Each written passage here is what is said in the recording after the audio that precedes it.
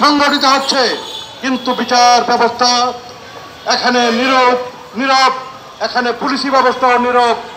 এখানে এমন একটা নৈরাজ্যের পরিস্থিতি সৃষ্টি করা হয়েছে, যেই পরিস্থিতি থেকে বাংলাদেশকে বেরিয়ে আসতে হলে একেবারে পাড়া মহল্লা গ্রাম সর্বত্র জনগণের ঐক্যবদ্ধ প্রতিরোধ সংগ্রাম গড়ে তুলতে হবে।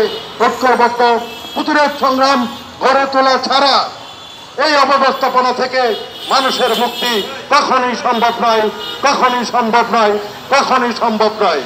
যে মাফিয়া চক্র আজ ক্ষমতায়, সেই মাফিয়া চক্রের প্রচ্ছন্ন ছায়ায় এই সকল হত্যাকাণ্ড সংগঠিত হচ্ছে। আমরা রায়হান হত্যার বিচার চাই। রায়হানকে যারা হত্যা করেছে তারা অত্যন্ত কুখ্যাতে হলো পরিচিত।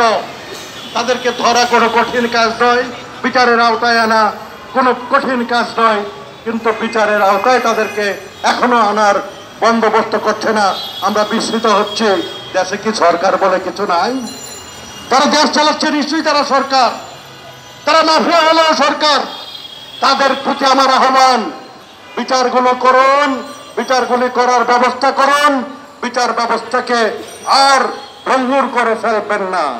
মানুষের যদি আস্থা চলে যায় তাহলে পরে এই বিচার ব্যবস্থা নয়, শুধু তোমাদের যে তক্তে তাউস তাও বিপদের সম্মুখীন হবে। তোমরা কেউ পার পাবে না, তোমরা কেউ পার পাবে না। মাফিয়া চক্র ক্ষমতায় আছে, কিন্তু দেশে কোনো আইন শৃঙ্খলা নেই। দেশে নিহত হচ্ছে রায়হানরা নিহত হচ্ছে।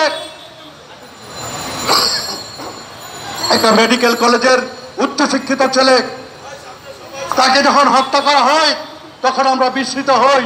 দেশে কি কোনো সরকার আছে? আমরা দেখছি যারা এই হত্যাকাণ্ডের সাথে জড়িত তারা ঘুরে বেড়াচ্ছে, বুকে বাতাস লাগিয়ে ঘুরে বেড়াচ্ছে, ভয় দেখাচ্ছে লোকজনকে, এবং তারাই এখানে মানুষের উপর অত্যাচার নির্যাতন চালিয়ে যাচ্ছে। তারা যে কত কাজ করছে তা শুধুমাত্র এই মাফিয়া সরকারই বলতে পারবে।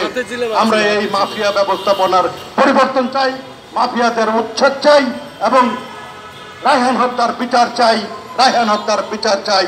সবাইকে ধন্যবাদ আমার কথা শোনার জন্য।